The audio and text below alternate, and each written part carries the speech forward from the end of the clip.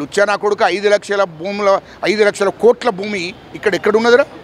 ఇష్టం వచ్చినట్టు మాట్లాడుతున్నారు. 5 లక్షల కోట్ల భూమి మీరు 10 ఏళ్లలో మొత్తం దోపిడీ చేసి ఇయ్యల్లో కేసీఆర్, కేటీఆర్, హరీష్ రావు, కవిత, సంతోష్ రావు వాళ్ళ కుటుంబ సభ్యులు ఈ రాష్ట్రాన్ని దోసుకున్నారు.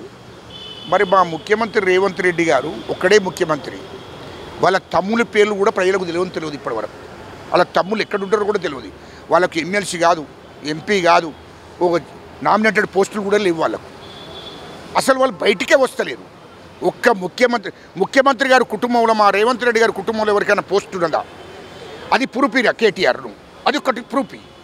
అసలు భూములు కాదు, ఎవరి సందల వాళ్ళు, ఎవరి వ్యాపారం. అంతకుముందు ఈ అధికారంలో రాకముందు, కాంగ్రెస్ పార్టీ అధికారంలో రాకముందు ఎవరి వ్యాపారాలు ఎట్లా చేసుకున్నారో అదే వ్యాపారాలు చేసుకుంటూ బతుకుతున్నారు వాళ్ళ తమ్ములు, మా ముఖ్యమంత్రి గారి బ్రదర్స్.